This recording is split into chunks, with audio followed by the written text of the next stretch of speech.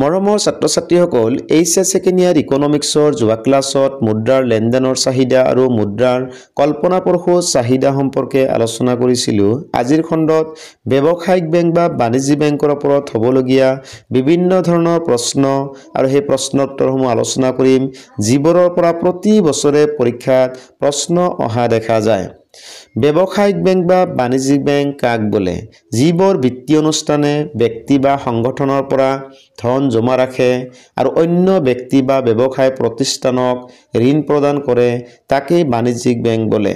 ছাত্ৰ-ছাত্ৰীসকল সহজ ভাষাত মনত ৰাখিবা, ধন জমা ৰখা আৰু ঋণ প্ৰদান কৰা বিত্তীয় অনুষ্ঠানক বাণিজ্যিক বেংক বা ব্যৱসায়িক বেংক বুলি কোৱা হয়।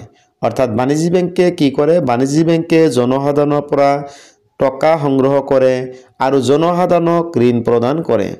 বাণিজ্যিক বেংকৰ প্ৰধান কাৰ্যাৱলীসমূহ চমুকৈ আলোচনা কৰা। ছাত্ৰ-ছাত্ৰীসকল এই প্ৰশ্নটো তোমালোকৰ বাবে বহুত ইম্পৰ্টেণ্ট, কাৰণ এই প্ৰশ্নটো পৰীক্ষাত প্ৰায় অহা দেখা যায়। বাণিজ্যিক বেংকৰ প্ৰধান কাৰ্যাৱলীসমূহ তলত চমুকৈ আলোচনা কৰা হ'ল। 1 নম্বৰ, জমা বা আমানত সংগ্ৰহ। যে বাণিজ্যিক বেংকৰ এটা প্ৰধান কাম হ'ল বাণিজ্যিক বেংকবোৰে বিভিন্ন ব্যক্তি আৰু সংগঠনৰ পৰা জমা সংগ্ৰহ কৰে। ছাত্ৰ-ছাত্ৰীসকল, আমি যেতিয়া কাক বোলে আলোচনা কৰি আছিলোঁ তেতিয়া গম পাইছিলোঁ বাণিজ্যিক বেংক হৈছে সেইটো বেংক যিটো বেংকে জনসাধাৰণৰ পৰা ধন জমা ৰাখে। অৰ্থাৎ বেংকৰ প্ৰধান কাম হৈছে জমা বা আমানত সংগ্ৰহ কৰা। 2 নম্বৰ পইণ্ট, ঋণৰ যোগান। বাণিজ্যিক বেংকৰ আন এটা কাৰ্য হ'ল ঋণৰ যোগান ধৰা। ব্যক্তি বা ব্যৱসায় প্ৰতিষ্ঠানক ঋণ প্ৰদানৰ যোগেদি বেংকে সুদ লাভ কৰে। ছাত্ৰ-ছাত্ৰীসকল, যিসকল ব্যক্তিয়ে বেংকত টকা জমা থয় সেইসকল ব্যক্তিৰ পৰা বেংকে টকাখিনি ৰাখে আৰু যিসকল ব্যক্তিৰ অভাৱ হয়, ঋণ বিচাৰে, সেইসকল ব্যক্তিক বেংকে ঋণ প্ৰদান কৰে। ঋণৰ বিনিময়ত বেংকে সেই মানুহৰ পৰা সুদ লাভ কৰে।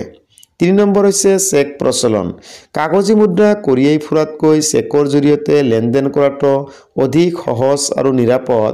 সেইকাৰণে বাণিজ্যিক বেংকসমূহে বিভিন্ন প্ৰকাৰৰ চেকৰ প্ৰচলনৰ যোগেদি মানুহৰ লেনদেন সহজ কৰি তোলে। ছাত্ৰ-ছাত্ৰীসকল, বাণিজ্যিক বেংকৰ তৃতীয়টো কাম হৈছে চেক প্ৰচলন। অৰ্থাৎ জনসাধাৰণৰ সুবিধাৰ বাবে বাণিজ্যিক বেংকে চেকৰ প্ৰচলন কৰিব পাৰে। 4 নম্বৰ পইণ্ট, এজেণ্টৰ কাৰ্যাৱলী।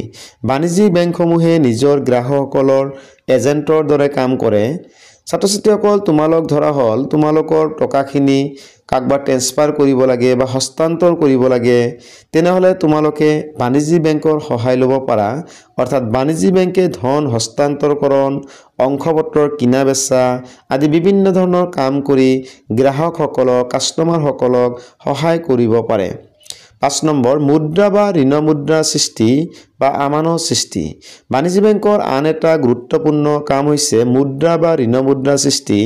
বাণিজ্যিক বেংকসমূহে ঋণদানৰ জৰিয়তে ঋণ মুদ্ৰাৰ সৃষ্টি কৰিব পাৰে। কিন্তু ছাত্ৰ-ছাত্ৰীসকল মনত ৰাখিবা, এনে বেংকে নতুনকৈ টকা ছপা কৰিব নোৱাৰে।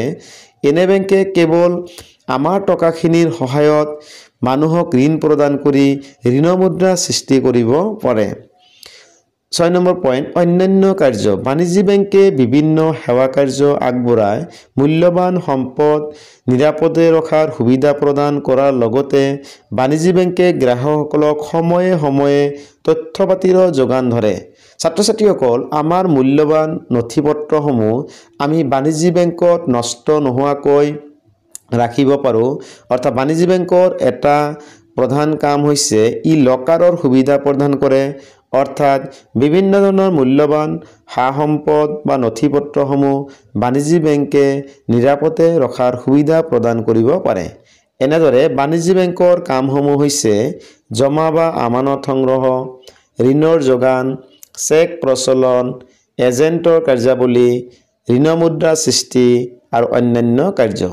ছাত্ৰ-ছাত্ৰীসকল, এতিয়া চোৱা, এতিয়া 1 নম্বৰ পইণ্টৰ পৰাও কেতিয়াবা বেলেগ ধৰণে প্ৰশ্ন অহা দেখা যায়। সেই প্ৰশ্নটো হৈছে জমা কেই প্ৰকাৰ আৰু কি কি? তেনে উত্তৰ লিখিবা, জমা 3 প্ৰকাৰৰ। সেইকেইটা হৈছে চলিত জমা, সঞ্চয় জমা, স্থিৰ জমা বা স্থিৰ আমানত বা স্থায়ী আমানত। ছাত্ৰ-ছাত্ৰীসকল, চলিত জমা হৈছে সেইখিনি জমা যিখিনি জমাক জমাকাৰীয়ে বেংকৰ পৰা যিকোনো সময়ত উলিয়াই ল'ব পাৰে, ইয়াৰ বিনিময়ত কোনো সুদ লাভ নকৰে। অৰ্থাৎ জমাকাৰীয়ে বেংকৰ পৰা যিকোনো সময়ত উলিয়াব পৰা টকাখিনিক চলিত জমা বুলি কোৱা হয় আৰু ইয়াৰ বিনিময়ত সুদ পোৱা নাযায়। সঞ্চয় জমা হৈছে সেইখিনি জমা যিখিনি যিকোনো সময়ত গোটেইখিনি উলিয়াব পৰা নাযায়। উলিয়াবলৈ হ'লে কিছুমান নীতি নিয়মৰ মাজেদি যাব লাগে আৰু ইয়াৰ বিনিময়ত সুদ পোৱা যায়। আনহাতে স্থিৰ জমা হৈছে সেইখিনি জমা যিখিনি নিৰ্দিষ্ট সময়ৰ পিছতহে আমি সংগ্ৰহ কৰিব পাৰোঁ, আমি তুলিব পাৰোঁ আৰু ইয়াৰ বিনিময়ত উচ্চ হাৰত সুদ পোৱা যায়। গতিকে পৰীক্ষাত আহিব পাৰে ছাত্ৰ ছাত্ৰীসকল, জমা কেই প্ৰকাৰ আৰু কি কি, আমানত কেই প্ৰকাৰ আৰু কি কি, যে আমানত তিনি প্ৰকাৰ, সেইকেইটা হৈছে চলিত আমানত, সঞ্চয় আমানত, স্থিৰ আমানত।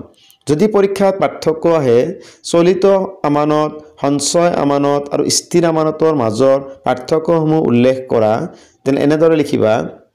জমাকাৰীয়ে বেংকৰ পৰা যিকোনো সময়ত তুলিব পৰা টকাখিনিক বা জমাখিনিক চলিত জমা বুলি কোৱা হয়।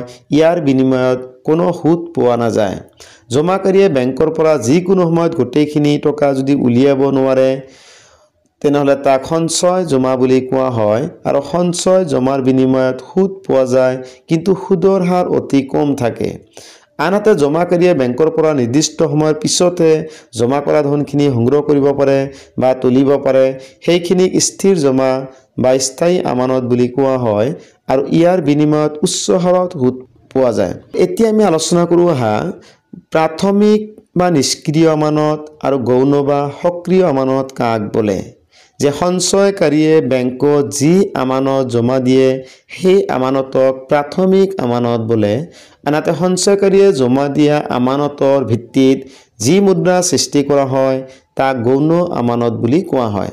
ছাত্ৰ ছাত্ৰীসকল এটি উদাহৰণ ল'লেহে কনচেপ্ট দুটা তোমাৰ ক্লিয়াৰ হ'ব। ধৰা হ'ল এজন ব্যক্তিয়ে এটা বেংকত 1000 টকা জমা থ'লে এই 1000 টকাটোক কোৱা হ'ব প্ৰাথমিক আমানত। অৰ্থাৎ এজন ব্যক্তিয়ে এটা বেংকত কিমান টকা জমা থ'লে, এজন ব্যক্তিয়ে এটা বেংকত 1000 টকা জমা থয়, এই 1000 টকাটো হ'ব প্ৰাথমিক আমানত। এই 1000 টকাৰ সহায়ত বেংকে ঋণ মুদ্ৰাৰ সৃষ্টি কৰিব পাৰে।